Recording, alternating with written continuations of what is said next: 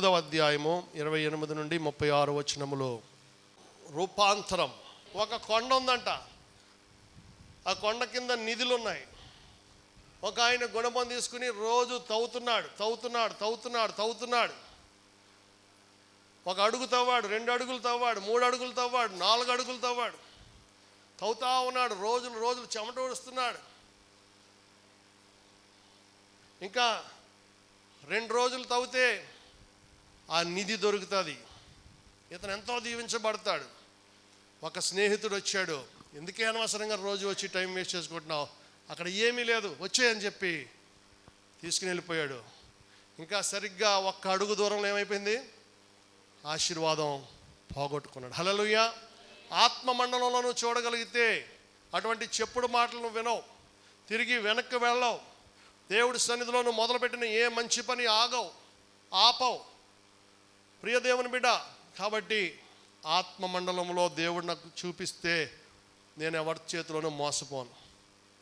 ఆత్మ మండలంలోకి వెళ్ళాలి మనం. మన కంటికి కనబడేది అసలైన లోకం కాదు, అసలైంది స్పిరిచువల్ realm, ఆత్మ మండలం ఉంది. దేవుని స్తోత్రం.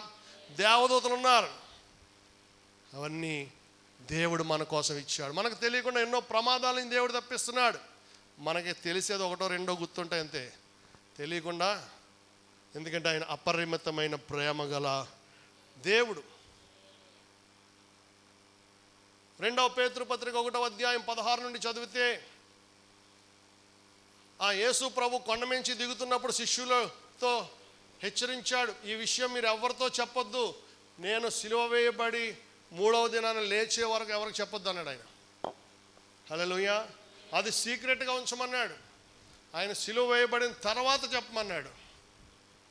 కాబట్టి యేసు ప్రభు సిలువ వేయబడి తర్వాత 2వ పేతురు పత్రికలో 1వ అధ్యాయం 16 నుండి 18 వచనాలు, ఏలయనగా చమత్కారముగా కల్పించిన కథలను అనుసరించి మన ప్రభువైన యేసుక్రీస్తు యొక్క శక్తిని, ఆయన రాకడను మేము మీకు తెలుపలేదు గాని ఆయన మహాత్యమును మేము కన్నులారా చూచిన వారమై తెలిపితిమి. ఈయన నా ప్రియకుమారుడు, ఈయన యందు నేను చమత్కారముగా కట్టుకథలు పెట్టకథలు కాదు, ఆయన మహత్యము. ఏమంటాను దీన్ని? ఆ రూపాంతర కొండ మీద జరిగింది ఒక గొప్ప కార్యం, మహత్యం. తెలిపితిమి. ఈయన నా ప్రియ కుమారుడు, ఈయన యందు నేను ఆనందించుచున్నాను అను శబ్దము మహా దివ్య మహిమ నుండి ఆయన యొద్దకు వచ్చినప్పుడు, దివ్య మహిమ, దేవుని స్వరం వచ్చినప్పుడు దాన్ని దివ్య మహిమ నుండి, ఆ మహిమ మేఘం నుండి మేము వచ్చినప్పుడు తండ్రి అయిన దేవుని వలన ఘనతయు మహిమయు ఆయన పొందగా మేము ఆ పరిశుద్ధ పర్వతము మీద ఆయనతో కూడా, తండ్రి అయిన దేవుడు తన కుమారుడైన యేసుక్రీస్తుని మహిమ ఘనత ఇచ్చాడంట. మేము ఆ పరిశుద్ధ పర్వతము మీద ఆయనతో కూడా ఉండిన వారమే. ఆ పరిశుద్ధ పర్వతము మీద ఆయనతో కూడా ఉండిన వారమై ఆ శబ్దము ఆకాశము నుండి రాగా వింటిమి. ఆ శబ్దము చాలా సంవత్సరాల తర్వాత పేతురు ఈ మాటను రాస్తున్నాడు సంఘానికి. ఈ ట్రాన్స్ఫిగరేషన్ గురించి అదొక జీవితంలో మర్చిపోలేని అనుభవం. 34వ కీర్తనలో రాయబడింది కదా, వారు ఆయన తట్టు చూడగా వారికి వెలుగు కలిగెను, వారి ముఖములన్నడును లజ్జింపక పోవును. వారు ఆయన తట్టు చూచినప్పుడు, ఎవరైతే ఆయన తట్టు చూస్తారో వారి ముఖాలు వెలిగిపోతాయి. వెలుగు అనగా దైవత్వం, మహిమ, గ్లోరీ. చీకటి అనగా పాపము, సాతాను, గురుడితనం అంటాడు. 34వ కీర్తన 5వ వచనం, మోషే 40 దినాలు సీనాయి కొండ మీద గడిపాడు. దేవుడు 10 ఆజ్ఞలు ఇచ్చాడు. తీసుకుని క్రిందకు వస్తున్నాడు, 2 రాతి పలకల మీద ఆజ్ఞలు పట్టుకుని వస్తుంటే మోషే ముఖము దగదగా మెరిసిపోతుంది. మోషే ముఖాన్ని చూడలేకపోయారు వాళ్ళు. దీని గురించి పౌలు కూడా రాస్తున్నాడు 2వ కొరింథీ 3వ అధ్యాయం 18వ వచనం, మనమందరమును ముసుగులేని ముఖముతో ప్రభువు యొక్క మహిమను అద్దము వలె ప్రతిఫలింపచేయుచు మహిమ నుండి అధిక మహిమను పొందుచు ప్రభువగు ఆత్మ చేత ఆపోలికగానే మార్చబడుచున్నాము. హల్లెలూయా. మహిమ నుండి అధిక మహిమ. ఇప్పుడు మనందరికీ ఏముంది? మహిమ ఉంది. నువ్వు భక్తిగా జీవిస్తున్నప్పుడు నువ్వు మహిమను పొందుకున్నావు. మహిమ ఏమవ్వాలి? నెక్స్ట్ స్టేజ్కి వెళ్ళాలి మనం. మహిమలో ఇంకా నెక్స్ట్ స్టేజ్కి వెళ్ళాలి. చదువుకునే పిల్లలు నెక్స్ట్ క్లాస్కి వెళ్ళినట్టు, ఉద్యోగస్తులు ప్రమోషన్ కోరుకున్నట్టు మనము కూడా దేవునిలో ప్రమోషన్ పొందాలి. దేవుని స్తోత్రం, హల్లెలూయా. ప్రియ దేవుని బిడ్డ, మహిమ నుంచి అధిక మహిమకు వెళ్ళాలంట. ఈ ముగ్గురు సువార్తల్లో రాశారు, కానీ యోహాన్ రాయలేదు అనుకుంటుంటే కొంతమంది చరిత్రకారులు చెప్తున్నారు యోహాన్ కూడా రాశాడు. యోహాను సువార్త 1వ అధ్యాయం 14వ వచనంలో, ఎందుకంటే అక్కడ యోహాన్ ఉన్నాడు కాబట్టి, ఆ కొండ మీద ఉన్నాడు కాబట్టి. యోహాను సువార్త 1వ అధ్యాయం 14వ వచనంలో, ఆ వాక్యము శరీరధారి అయి కృపా సత్య సంపూర్ణుడిగా మన మధ్య నివసించెను. హల్లెలూయా. తండ్రి వలన కలిగిన అద్వితీయ కుమారుని మహిమ వలె మనము ఆయన మహిమను కనుగొంటిమి. తండ్రి వలన కలిగిన అద్వితీయ కుమారుని మహిమ, గ్లోరీ. ఈ మహిమ గురించి మళ్ళీ ఇక్కడ కూడా రాస్తున్నాడు. మహిమ అనగా గ్లోరీ. కొంతమంది పేర్లలో గ్లోరీ అని ఉంటుంది, కానీ వాళ్ళలో గ్లోరీ ఉండదు. నిజంగా పనికి మాల పనులన్నీ చేస్తూ ఉంటారు, గ్లోరీ పోయే పనులన్నీ చేస్తూ ఉంటారు. ప్రియదేవుని బిడ్డ, మహిమ ఉండాలి మనలో, అభిషేకం ఉండాలి మనలో. దేవుని ప్రతినిధులం మనం. మోషే ముఖం మెరిపించాడంటే నీ ముఖం కూడా మెరిపిస్తాడు దేవుడు. దేవుని స్తోత్రం.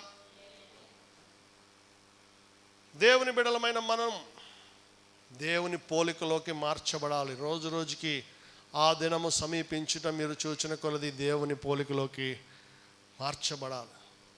హల్లెలూయా. ఈ మధ్య మన సంఘ బిడ్డ సతీష్ని చూస్తే నాకు ఎంతో ముచ్చటేస్తుంది. చిన్న వయసులో, ఇంకా వివాహం కూడా అవ్వలేదు అబ్బాయికి, కష్టపడి పనులు చేసుకుంటూ ఉంటాడు, ఉద్యోగాలు. తల్లిదండ్రుల మీద పడి బతకకుండా, కొంతమంది తల్లిదండ్రుల మీద పడి బతుకుతూ ఉంటారు. ఇంకా పెళ్ళి కూడా అవ్వలేదు, కానీ అప్పుడే ఒక ఇల్లు కొనేశాడు. దేవుని స్తోత్రం. మంచి బిల్డింగ్ పోయిన నెలలో ఓపెనింగ్ చేశాం.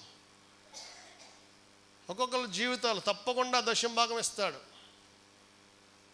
నువ్వు ప్రైవేట్ ఉద్యోగం చేసేటప్పుడే దశంభాగం ఇవ్వకపోతే గవర్నమెంట్ ఉద్యోగం చేసేటప్పుడు ఎలాగిస్తావు? నువ్వు మిక్కిలి కొంచెంలో నమ్మకంగా ఉండు, దేవుడు నిన్ను అనేకమైన వాటి మీద నియమిస్తాడు.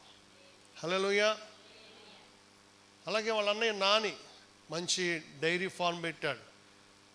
కొన్ని నెలల క్రితం నేను ప్రార్థించి ప్రారంభించాను. సంఘ పెద్దగా కూడా బిడ్డని అభిషేకించడం జరిగింది. అలాగే మల్లేష్, వీరందరూ కూడా క్రమం తప్పకుండా దేవునిలో దశంభాగాలు ఇస్తారు. నా తమ్ముళ్ళు వీళ్ళు, ప్రసాదు, ప్రభుదాసు, ప్రదీప్, ముగ్గురు పేరు ప్రా మీద వచ్చింది. అయినా సరే దేవుని ప్రేమతో వస్తున్నారు. 20 ఏళ్ళ నుంచి అనుకుంటా వాళ్ళిద్దరు వస్తున్నారు. ప్రదీప్ కూడా మన డేవిడ్ రాజు గారి కొడుకే. హల్లెలూయా. పైగా దశంభాగాలు ఇస్తారు వీళ్ళు. నేను ఇచ్చే చాలా తక్కువ డబ్బులు, కానీ వాళ్ళకి నెలంతా వచ్చిన డబ్బులో క్రమం తప్పకుండా దశంభాగాలు ఇస్తారు. వాళ్ళకి ఏ కొదువ రాకుండా దేవుడు చూశాడు. ఎందుకంటే మనం ఇచ్చే కానుకలు దేవుని సేవలో వాడబడతాయి. ఆ సేవలో వచ్చే ప్రతిఫలము దైవజనుడితో పాటు మనకు కూడా వచ్చేస్తుంది. పాలి భాగం. You are partners. మీ అందరూ మా పార్ట్నర్స్ అనమాట. మనందరం యేసయ్య పార్ట్నర్స్. దేవుని స్తోత్రం. అడుగు వాటికంటే, ఊహించు వాటికంటే అత్యధికంగా ఇవ్వడం అంటే దేవుడు అదే అనుకుంటున్నాను నేను. ఈ అబ్బాయికి ఇంకా 30 ఏళ్ళు కూడా ఉండవు, పెళ్ళి కూడా అవ్వలేదు. అప్పుడే కొత్త ఇల్లు, అందులోకి వెళ్ళిపోయారు. మొత్తం వాళ్ళ అమ్మ, నాన్న, అన్న, వదిన అందరూ కలిసి అందులో కాపురంకి వెళ్ళిపోయారు. ప్రియ దేవుని బిడ్డ, నువ్వు దేవుని సన్నిధిలో విత్తిన ఏ మంచి విత్తనము వ్యర్థం అవ్వదు. హల్లెలూయా. దేవుని సన్నిధిలో నీకోసం ఎక్కడ ప్రార్థన జరుగుతుంది, నీకోసం ఎవరు, నీ పేరు ఎవరు తెలుసు, ఏ దైవజనులు, ఊరు పేరు తెలియని దైవజనులు పంపించడం అది దీవెన కాదు మనకి. సెలబ్రిటీలు, గొప్ప గొప్ప వాళ్ళు, మన పేరుతో ఎవరు ప్రార్థన చేస్తారు, మనల్ని ఎవరు ఆదరించారు, కష్టాల్లో ఎవరు మనల్ని ఆదరించినప్పుడు ఎవరు వచ్చారు మన ఇంటికి, అప్పుడు దేవుడు నిన్ను మహిమపరుస్తాడు. హల్లెలూయా. ఘనపరుస్తాడు. మంచి నేలను విత్తనం వేయాలంట మనం. రాతి నేలను వేయితే అది ఫలించదు. ముళ్ళ పొదలు వేస్తే అణచివేయబడుతుంది. పెళ్ళిళ్ళు కాకముందు ఎవరు ప్రార్థన చేశారు మన కోసం? కాపురాలు గొడవలు పడినప్పుడు ఎవరు ప్రార్థన చేశారు? సొంత ఇల్లు లేనప్పుడు ఎవరు ప్రార్థన చేశారు? ఎవరు బలపరిచారు కృంగిపోయినప్పుడు? హల్లెలూయా. ప్రార్థనతో పాటు ప్రేమ ఉండాలి మనలో, దీన మనస్సు ఉండాలి. మరి కోవిడ్ లాక్డౌన్ టైంలో మనం ఆరాధన బయట జరుపుకున్నాం. అప్పుడు ఈ సతీష్, విజయ్, ఈ బాలు, వీళ్ళందరూ కూడా, మల్లేష్, ఇంకా వీళ్ళందరూ కూడా తెల్లవారుజాము వచ్చేసి ఈ బెంచీలన్నీ కూడా బయట వేసేసేవారు. ఈ బెంచీలు మొత్తం చర్చి బయట పెట్టేసేవారు. మళ్ళీ మిట్ట మధ్యాహ్నం వచ్చేసి అందరూ వెళ్ళిపోగానే అవి మోసుకుని లోపలికి వచ్చేసి లోపల పెట్టేసేవారు. దేవుని స్తోత్రం, హల్లెలూయా. కాబట్టి అవన్నీ కూడా దేవుడు జ్ఞాపకం చేసుకోడా? హెబ్రీ పత్రిక 6వ అధ్యాయం 10వ వచనం చదువుదాం. హెబ్రీ 6:10. చేసిన కార్యమును మీరు పరిశుద్ధులకు ఉపచారము చేసి ఇంకను ఉపచారము చేయుచుండుట చేత తన నామమును బట్టి చూపిన ప్రేమను మరచుటకు దేవుడు అన్యాయస్తుడు కాడు. హల్లెలూయా. తన నామమును బట్టి మీరు చూపిన ప్రేమను మరచుటకు దేవుడు అన్యాయస్తుడు కాడు. ఏం ఆశీర్వాదాలు పొందుకున్నాం మనం? ఎవరు ప్రార్థించారు? కష్టాలు వచ్చినప్పుడు ఎవరు ప్రార్థించారు? ఎప్పుడు అద్భుతం జరిగింది? ఎప్పుడు టర్నింగ్ పాయింట్ అయింది మనకి?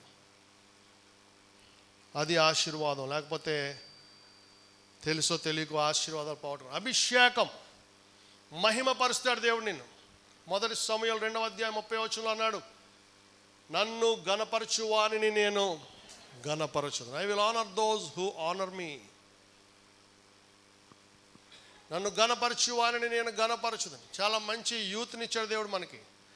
సామెతలు 3వ అధ్యాయం చదువుదాం. దేవుడిని ఎలా గణపరచాలో చెప్తున్నాడు చూడండి. 9వ వచనం. నీ రాబడి అంతటిలో ప్రథమ ఫలమును నీ ఆస్తిలో భాగమును ఇచ్చి యెహోవాను ఘనపరచుము. నీ రాబడి అంతటిలో ప్రథమ ఫలమును నీ ఆస్తిలో భాగమునిచ్చి యెహోవాను ఘనపరచుము. అప్పుడు నీ కొట్లలో ధాన్యము సమృద్ధిగా ఉండును. నీ ఆస్తిలో భాగం కూడా ఇవ్వాలంది బైబిల్లో. హల్లెలూయా. నీకు ఎక్కువైపోతే ప్రియ దేవుని బిడ్డ, బైబిల్లో ఉన్న మాటలే నేను చెప్తున్నా. ఖచ్చితంగా ఉండాలి మనం దేవుని సన్నిధిలో. పిసినారితనం దేవుడు సహించడు. 2 కొరింథీలో రాయబడి ఉంది, పిసినితనంతో కాక, సణుగు కొనక, బలవంతంగా కాక, సంతోషంగా ఉత్సాహంగా ఇచ్చేవాడిని దేవుడు ప్రేమిస్తాడు. నువ్వు దేవునికి ఇచ్చే కానుక విత్తనం మాత్రమే, ఇన్వెస్ట్మెంట్, పెట్టుబడి. తగిన సమయంలో ఏం చేస్తాం? మన గుడిలో చాలామంది కోసుకున్నారు. హల్లెలూయా.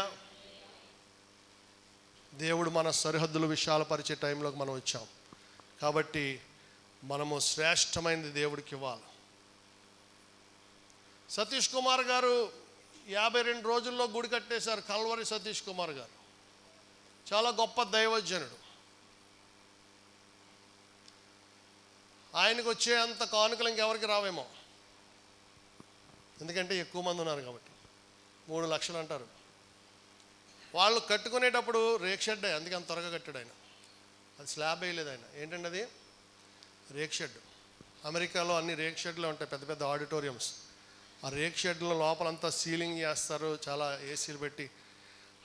కాబట్టి 52 రోజుల్లో కట్టాడంటే అది రేక్ షెడ్ వేసాడు కాబట్టి ఆయన 52 రోజుల్లో కట్టాడు. వాళ్ళ సంఘంలో మొత్తం అందరూ కూడా చాలామంది అన్ని ఉద్యోగాలు మానేసుకుని వచ్చి పని చేశారంట. కూలి పనికి వచ్చారు. పెద్ద పెద్ద ఆఫీసర్లు కూడా వచ్చారంట. ఆ దైవజనుడి మీద ఉన్న అభిమానంతో దేవుని సంఘం కట్టాలని, మందిరం కట్టాలని రూపాయి కూలి డబ్బులు తీసుకోలేదంట. ఆయనే చెప్పాడు చాలాసార్లు ఆ సంగతి. గొప్ప దైవజనుడు ఆయన. హల్లెలూయా. కొంతమంది ఉంటారు గవర్నమెంట్ ఉద్యోగాలు చేస్తారు కానీ కూలి డబ్బులు తీసుకుంటారు వచ్చి. దేవుని మందిరం పని అని కూడా సిగ్గు ఉండదు వాళ్ళకి. గవర్నమెంట్ ఉద్యోగం చేసి రిటైర్ అవుతారు, ఎవరికి లేనంత ఆస్తి ఉంటుంది వాళ్ళకి. ఎప్పుడు 100 రూపాయలు మించి ఎవరు కానుక. సిగ్గుపడాలి. అందుకే శాపాలు ఉంటాయి. అందుకే పిల్లలు ఒక్కడు కూడా మాట విండి. అందుకే సెటిల్ అవ్వడం ఒక్కడు కూడా మత్తు పదార్థాలు ఇటువంటి బానిసలు అవుతూ ఉంటారు కొంతమంది. నేను ఎవరికైనా ఒకటి చెప్తా, రిటైర్ అయ్యామంటే పూర్తిగా దేవుని సేవలోకి వచ్చేయమంట. గవర్నమెంట్ ఉద్యోగం రిటైర్ అయిన తర్వాత ఏం చేయాలి మనం? అదిగో వెంకటరావు మాస్టర్ని చూసి నేర్చుకోండి, అదిగో జాన్ వెస్లీ గారిని చూసి నేర్చుకోండి. హల్లెలూయా. పూర్తిగా దేవుడి పనిలో తిరగాలి. నీకేమి రాపోయినా పర్లేవు, అన్ని కోటాలకు వెళ్ళిపోవాలి. ప్రసంగం చేయడం రాపోయినా పర్లేవు. హల్లెలూయా. దేవునితో నువ్వేమవుతున్నప్పుడు నీ పిల్లల మీదకి ఆశీర్వాదాలు వస్తాయి. ఇలాంటి పనికిమాల పనులు చేస్తే పిల్లల మీద శాపాలు వస్తాయి, జైల్లోకి వెళ్తారు, బెయిల్ కూడా రాదు. అడుక్కునే వాళ్ళ తిరగాలి. మళ్ళీ పిల్లల కోసం తల్లిదండ్రులు అందరి దగ్గరికి వెళ్ళి అడుక్కోవాలి. ఆ దుస్థితి రాకుండా ఉండాలంటే నువ్వు దేవునికి మొదటి స్థానం ఇవ్వు. హల్లెలూయా. దేవుడితో వ్యాపారం చేయొద్దు. దేవుడికి ఇవ్వమనుంది, పుచ్చుకొనుట కంటే ఇచ్చుట. It is blessed to give than to receive. అదిగో లూది అమ్మగారు, ఆవిడ 10-15 ఏళ్ళ నుంచి వస్తున్నారు. ఏ కార్యక్రమమైనా ముందు వాళ్ళ కొడుకులు పంపించేస్తారు, ఏ దేశంలో ఉన్నా సరే. హల్లెలూయా. విశ్వాసం లేకుండా దేవునికి ఇష్టడైనట అసాధ్యము. కాబట్టి దేవుని బిడ్డలమైన మనము మహిమ నుంచి అధిక మహిమకు వెళ్ళాలంటే ఈ లోక సంబంధమైనవన్నీ కూడా పెంటగా ఎంచుకోవాలి. హల్లెలూయా. హల్లెలూయా. దేవుడు ఎంత మంచి దేవుడు అండి. నిన్ను 10వ భాగం ఏమన్నాడు, అదే సగం ఇచ్చామంటే ఏం చేస్తాను? కన్వర్ట్ అయిపోతారేమో మళ్ళా వేరే దాంట్లోకి. ఎవరు తక్కువ ఇవ్వమంటే అక్కడికి వెళ్తాం మనం. 10వ భాగం ఆఫ్టర్ ఆల్ 10,000 వస్తే 1,000, 1,00,000 వస్తే 10,000. ఒకవేళ సగం ఇచ్చేమని ఉంటే ఏం చేస్తాం మనం? ఒక ఆయన అంట దేవుడికి దశమ భాగం బాగా ఇచ్చేవాడు అంట. చిన్న ఉద్యోగం చేసుకుంటున్నప్పుడు దేవుడు అతను దీవించడం మొదలుపెట్టాడు, లక్షల్లో సంపాదిస్తున్నాడు. తర్వాత ఎక్కువ ఇవ్వాల్సి వచ్చింది. దేవుడిని అడుగుతున్నాడు, దేవా మా పాస్టర్ గారు బజ్జ పెరిగిపోతుంది, మా పాస్టర్ గారు కాస్ట్లీ బట్టలు వేసుకుంటున్నాడు, దేవా నాకు ఇవ్వబుద్ధి ఎట్లేదు దేవా, అంత దశమ భాగం నా జీతం అంతా పాస్టర్ గారికి తెలిసిన ఆయన అన్నాడు. అప్పుడు దేవుడు అన్నాడంట, సర్లే అయితే మళ్ళా నీ జీతం పాత రోజుల్లో వచ్చినట్టే మళ్ళా నీ జీతం 5,000కి చేసేస్తానడట. అప్పుడు చక్కగా 500 హ్యాపీగా ఇచ్చేసేవాడు. ఏమండి 5 లక్షలు వచ్చినప్పుడు ఏం చేశాడు? 50,000 ఇవ్వాలంటే బాధేసేస్తుంది. ప్రియ దేవుని బిడ్డ, దేవుడితో మనం వ్యాపారం చేయకూడదు. దొంగల గుహ అన్నాడు ఆయన. ఏమన్నాడు? దొంగల గుహ. కొంతమంది బాటిల్ అమ్ముకుంటారు, నూనె అమ్ముకుంటారు, వాటర్ అమ్ముకుంటారు, తాయెత్తులు అమ్ముకుంటారు, ఫోటోలు క్యాలెండర్లు అమ్ముకుంటారు, వేలం పాటలు వేస్తారు. ఇవన్నీ దేవుడు క్లియర్గా చెప్పాడు, దొంగల గుహ. నా మందిరము ప్రార్థన ఉచితంగా పొందుకున్నారు, ఉచితంగా ఇమ్మన్నాడు. 108లో ఏమన్నాడు? మత్తయి సువార్త, రోగులను స్వస్థపరచండి ఇవన్నీ చెప్పి ఉచితముగా పొందితిరి, ఉచితముగా ఈడి. హల్లెలూయా. కాబట్టి దేవుని బిడ్డలమైన మనము దేవునికి అనుకూలంగా ఉండాలి. ముందు దేవునికి అనుకూలమైన సజీవ యాగంగా మీ శరీరములను ఆయనకు సమర్పించుకునని ప్రభు వాత్సల్యమును బట్టి మిమ్మను బ్రతిమాలుకొనుచున్నాను. గుడికొచ్చి నిక్కచ్చుగా ఉన్నవాడు ఎవ్వడికి అన్యాయం జరగదు. అటు ఇటు ఉండేవాళ్ళకి ఏమైనా జరిగితే నాకు సంబంధం లేదు, కానీ హల్లెలూయా ఖచ్చితంగా ఉన్నవాడు ఎవరికి కూడా అన్యాయం జరగదు. ప్రియ దేవుని బిడ్డ, ఒక ఆయన ఉండేవాడు, చక్కగా రిటైర్ అయ్యాడు, ఇంకా చర్చికి వచ్చేస్తాడేమో అని మేము ఆనందపడుతుంటే ఒక ఆటో కొనుక్కున్నాడంట. ఆటో కొనుక్కుని గుడికి వచ్చేవాడు కాదు. ఇదేంటండి అంకుల్ గారు ఆటో కిరాయికి వెళ్ళిపోయాడండి. ఇది ఆంటీ, మీకు ఏంటండి 2 అంతస్తులు మేడ ఉంది, మీకు ఆటో కిరాయి అవసరం ఏంటి మీకు? హల్లెలూయా. అలాగే తిరిగాడు ఎన్నిసార్లు బతిమాలు రాలే. ఆ కోవిడ్ వచ్చి పట్టుకుపోయింది ఆయన. చివరి రోజుల్లో గుడిలో గడపలేదు ఆయన. బాధతో చెప్తున్నాను, నన్ను ఎంతో ప్రేమించే వ్యక్తులు కొంతమంది మూర్ఖత్వం, సైతాన్ చెప్తాడు అవసరం లేదు, ఇంకా 10 రూపాయలు వస్తాయి వెళ్ళు. వాళ్ళు బతికేది ఇంకెంతకాలం తెలియదు, కానీ ఆ లోక సంబంధమైన వ్యాపారాల్లో తిరిగి, నేను బాధతో చెప్తున్నాను, ఎందుకంటే అటువంటి తప్పులు ఇంకెవరు చేయకుండా ఉండాలని. సైతాను బోలని సలహాలు ఇస్తాడు. ఇప్పటికే దేవుడు నిన్ను ఎంతో ఆశీర్వదించాడు, అది మర్చిపోవద్దు. లేని దానికోసం పోకలాడొద్దు, లోకస్తులతో పోల్చుకోవద్దు. మనం హల్లెలూయా, లోకస్తులతో పోల్చుకోవద్దు. మహిమ నీలో కనబడాలి, లోకానికి వెలుగు నీలో కనబడాలి, తేజస్సు నీలో కనబడాలి. పోయిన ఆదివారం వైఎస్ విమలారెడ్డి గారు వచ్చారు మన సంఘానికి, విజయవాడ సంఘానికి. నాకు పరిచయం అయ్యి ఒక నెల రోజులు ఆవిడ. వైఎస్ రాజశేఖర రెడ్డి గారు ఏకైక చెల్లెలు. ఇప్పుడు ఆమె రాష్ట్రం అంతా తిరుగుతుంది, పాస్టల్ మీటింగ్లు పెడుతుంది. ఒక నెల రోజుల క్రితం నాకు పరిచయం అయింది ఆమె. నేను చెప్పాను, ఎప్పుడన్నా విజయవాడ వైపు ఉంటే మా చర్చిలో వాకింగ్ చెప్పండి, ఎప్పుడన్నా తాడేపల్లిగూడెం వైపు వెస్ట్ గోదావరిలో ఉంటే గూడెం చర్చిలో వాకింగ్ చెప్పండి అని నేను అడిగితే సరే అమ్మా అని చెప్పింది ఆవిడ. ఒక 4 రోజుల ముందు నాకు మెసేజ్ పెట్టింది, వచ్చే ఆదివారం నేను ఖాళీగా ఉన్నాను, రమ్మంటావా మీ విజయవాడ చర్చికి? తప్పకుండా రండి, ఎలాగా ఆదివారం నాదే. సరే, ఆ రోజు ఎంతో దీవెనకరంగా జరిగింది. దేవుని స్తోత్రం. అందరూ ఆశ్చర్యపోయారు, ఇంత పెద్ద ఆవిడ అప్పుడే వీళ్ళ సంఘానికి వెళ్ళిపోయింది ఏంటి అనుకుని. హల్లెలూయా. ఆ రోజు నేను ఆరాధన చేస్తున్నాను. ఆరాధన చేసిన తర్వాత అనేక మంది ఆత్మ పొందుకున్నారు. ఆత్మ పొందుకున్న తర్వాత ఒక యవనస్తుడు చెప్పాడు సాయంకాలం, అన్నయ్య ఈరోజు మీరు ఆరాధన చేస్తుంటే నాతో పాటు కొంతమంది స్నేహితులు వచ్చారు, వాళ్ళందరూ పరిశుద్ధాత్మతో నింపబడ్డారు. మీలో దేవుని వెలుగును చూశారు, స్టేజ్ మీద మీ స్వరములో అభిషేకాన్ని చూశారు. వాళ్ళు కొత్తగా తీసుకొచ్చాను విమలారెడ్డి గారిని చూపిద్దామని. హల్లెలూయా. దేవుని అభిషేకాన్ని పొందుకున్నారు. మహిమను చూడాలి, రూపాంతరం, మనలో రూపాంతరాన్ని చూడాలి. మనుషులు, మీరు లోకమునకు వెలుగై ఉన్నారు. కొన్ని నెలల క్రితం మన అయ్యగారు అమ్మగారు 50వ పెళ్లి రోజు జరుపుకున్నాం విజయవాడలో. ఆ రోజు కూడా నేనే ఆరాధన చేస్తున్నాను, నేనే నడిపిస్తున్నాను. స్తుతి ఆరాధన చేస్తుంటే అయిపోయి అక్కడ ఒక పాస్టర్ అమ్మగారు భోజనాలు అయిపోయి వెళ్ళిపోయేటప్పుడు నన్ను ఆఫ్ చేసి, బాబు ఇందాక మీరు స్తుతి ఆరాధన చేస్తున్నప్పుడు పరలోకం నుంచి దేవదూతలు రావటం నేను చూశాను. హల్లెలూయా. ఆ స్టేజ్ మీద దేవదూతలు ఉన్నారు మీతో. దేవుడు మిమ్మల్ని బలంగా వాడుకోబోతున్నాడు అని చెప్పారు. హల్లెలూయా. ఒకసారి మన సంఘ పెద్ద పార్వతి గారింట్లో ఇంటి మేడ మీద వాకింగ్ చెప్తున్నాం, ఎప్పుడో 10 ఏళ్ళ ఉద్యమం. ఆ రోజు కూడా వాకింగ్ చెప్తుంటే మన దగ్గర సౌండ్ సిస్టమ్ పెట్టేవాడు చిన్న, వాళ్ళ కూతురు గ్లోరీ కదా, వాళ్ళ భార్య కదా గ్లోరీ, కూతురు పేరు షకీనా. ఆ షకీనా అంతకుముందు ఆ అమ్మాయి మీద సైతాను దాడులు చాలా జరిగాయి పంచాయతీలు. ఆ టైంలో నేను ఇంటికి వెళ్ళి, అమ్మ బాప్తిజం పొందు, నువ్వు వెంటనే రక్షణ పొందాలని చెప్తే, ఇప్పుడప్పుడే కాదన్నయ్య. ఆ మరుసటి వారమే అనుకుంటా వారి ఇంట్లో మీటింగ్. ఆ మీటింగ్లో ఆమె నా ముఖం చూడలేకపోతుందంట కూర్చుని. పక్కనే పాస్టర్ గారి ముఖం మామూలుగా కనబడుతుంది, ఆ పక్కన జాన్ గారి ముఖం మామూలుగా కనబడుతుంది.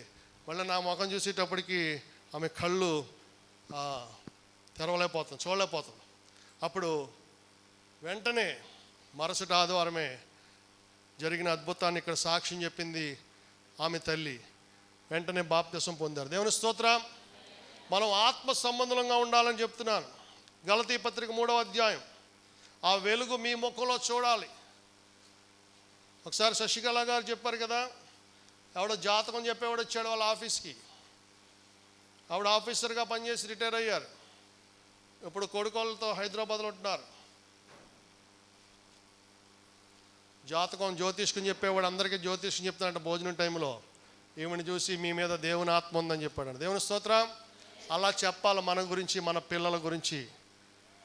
మనము అందరితో పాటు కాదు, నలుగురితో. హల్లెలూయా. కాబట్టి గలతీ పత్రిక 5వ అధ్యాయం 16-17 వచనాలు. నేను చెప్పినది ఏమనగా ఆత్మానుసారముగా నడుచుకొనుడి, అప్పుడు మీరు శరీరేచ్ఛను నెరవేర్చరు. శరీరము ఆత్మకును ఆత్మ శరీరమునకు విరోధముగా అపేక్షించు. ఇవి ఒకదానికొకటి వ్యతిరేకముగా ఉన్నవి. హల్లెలూయా. ఈ సంఘం 10 రెట్లు పెరిగిపోవాలని నేను అనుకోను, కానీ ఈ సంఘంలో వాళ్ళందరూ పరలోకానికి వెళ్ళాలని నేను కోరుకుంటా. దేవుని స్తోత్రం. అది నిజమైన సేవకుడి లక్షణం. 10 రెట్లు పెరిగి అందులో 10 మంది కూడా పరలోకానికి వెళ్ళకపోతే అది ఒక రిలీజియస్ సెంటర్ అవుతుంది, ఒక మాస్ అట్రాక్షన్ అవుతుంది. అది ఒక సెలబ్రిటీస్ ఇవి కాదు మనకు కావాల్సింది. ప్రతి ఒక్కరూ పరలోకానికి.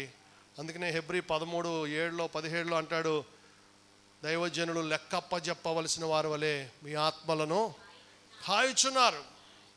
కాబట్టి ప్రియ దేవుని బిడ్డ, మనము పరలోకానికి వెళ్ళటం అన్నిటికంటే ముఖ్యం. ఆత్మానుసారము నడుచుకునుడి, అప్పుడు మీరు శరీరేచ్ఛను నెరవేర్చరు. ఆత్మ ఫలము ఫలిద్దాం. 22వ వచనంలో శరీర కార్యాలను సిలువ వేద్దాం, జయ జీవితం జీవిద్దాం. అన్నిటికంటే ముఖ్యంగా దీన మనస్సు కలిగి విధేయులముగా దేవునికి దైవజనులకు జీవించి సంపూర్ణ ఆశీర్వాదములు పొందుకుందాం. దేవుడి మాటలు మీ వినికిల్లో ఆశీర్వదించునుగాక. ఆమేన్, ఆమేన్, ఆమేన్. అందరూ లేచి నిలబడదాం. హల్లెలూయా, హల్లెలూయా, హల్లెలూయా. ప్రియ దేవుని బిడ్డ, మనము మహిమ నుంచి అధిక మహిమకు వెళ్ళాలి. దేవుని రాజ్యమును నీతిని మొదట వెదుకుడి, అప్పుడు అవన్నీ మీకు అనుగ్రహించబడును. ఆయన రాజ్యమును ఆయన నీతిని మొదట వెదుకుడి. దేవుని రాజ్యాన్ని నీతిని మనం వెతుకుతున్నామా? దేవుని రాజ్యాన్ని నీతిని మనం వెతుకుతున్నామా? మొదట దేన్ని వెతుకుతున్నాం? హల్లెలూయా, హల్లెలూయా, హల్లెలూయా. రెండు చేతుల పైకి ఎత్తి, రూపాంతర అనుభవం నాకు కూడా కావాలి నాయనా. లోకమునకు నన్ను వెలుగుగా చేస్తావు నాయనా, నాకు రూపాంతరము కావాలి. లోకమునకు వింతగా ఉండాలి మనం. ఉరిమెడు వారు అన్నాడు యేసయ్య శిష్యులను. ప్రతిష్ఠిత జీవితం మనం జీవిస్తున్నామా? దేవునితో గడుపుతున్నామా? క్రైస్తవులం అని చెప్పుకోవడానికి సిగ్గుపడుతున్నామేమో. దేవుని క్షమాపణ వేడుకుందాం. ప్రియ దేవుని బిడ్డ, నాగల మీద చేపెట్టి వెనక చూచువాడు పరలోకానికి పాత్రుడు కాడు. కాబట్టి దేవుని వైపు చూడాలి మనం. యేసు వైపు చూచుచు మన ఎదుట ఉంచబడిన పందెంలో ఓపికతో పరుగు పెడదాం. మహిమ నుంచి అధిక మహిమకు వెళ్ళాలి. ఈ లోక సంబంధమైనవన్నీ ఆటోమేటిక్గా నీకు వెనకాల వచ్చేస్తాయి. ఆశీర్వాదాలు. పిల్లలు పుట్టట్లేదని బాధపడుకో, ఆలస్యం అవుతుందని బాధపడుకో, ఉద్యోగం రావట్లేదని బాధపడుకో, పెళ్ళి అవ్వట్లేదని బాధపడుకో. దేవుణ్ణి ముందు ఘనపరచు. ఆటోమేటిక్గా ఆయనను, ఆయన రాజ్యాన్ని నీతిని వెతుకు, అన్నీ మీకు సమస్తము మేలు కలుగుటకై జరుగుచున్నవి. ఆలస్యం అవుతుందంటే నిన్ను ఇంకా గొప్పగా చేయడానికి ఎదురు చూస్తున్నాడు. ఆలస్యం అవుతుందంటే ఇంకా గొప్ప ఆశీర్వాదాలు, ఇంకా మహిమ, ఇంకా గ్లోరియస్ బ్లెస్సింగ్స్ దేవుడు నీకు సిద్ధపరుస్తున్నాడు. థ్యాంక్ యూ లార్డ్ అని చెప్పంతే. దేవానికి వందనాలు, ఇవ్వబోతున్నది నీకు వందనాలు. ఆలస్యం వెనక ఆశీర్వాదాలు పెరుగుతాయి. హల్లెలూయా. కీడు వెనక మేలు దాగి ఉంది.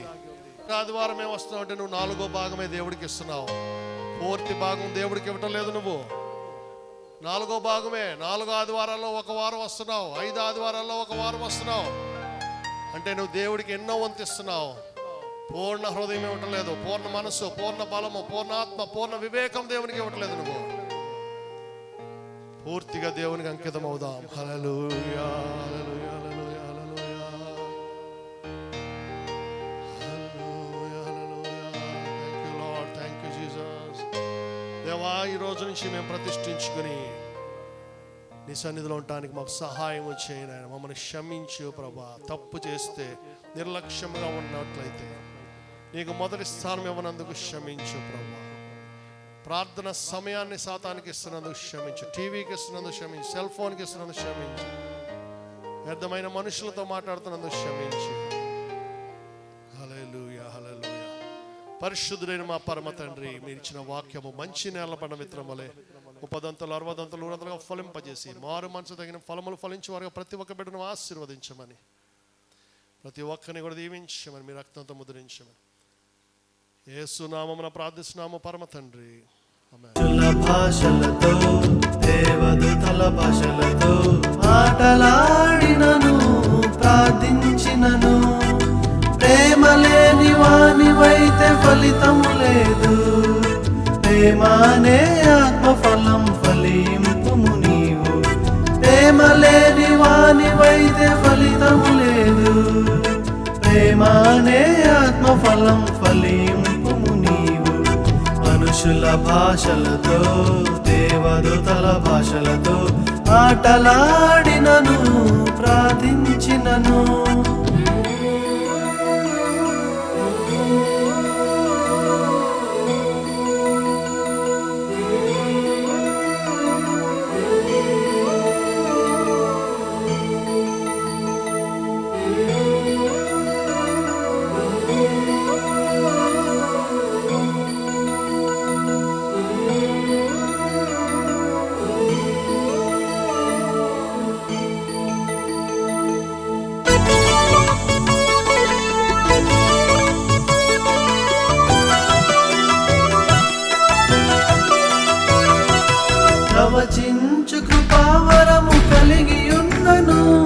గొప్ప మర్మములు జ్ఞానమంతా ఎరిగి ఉన్నను, ప్రవచించు కృపావరము కలిగి ఉన్నను.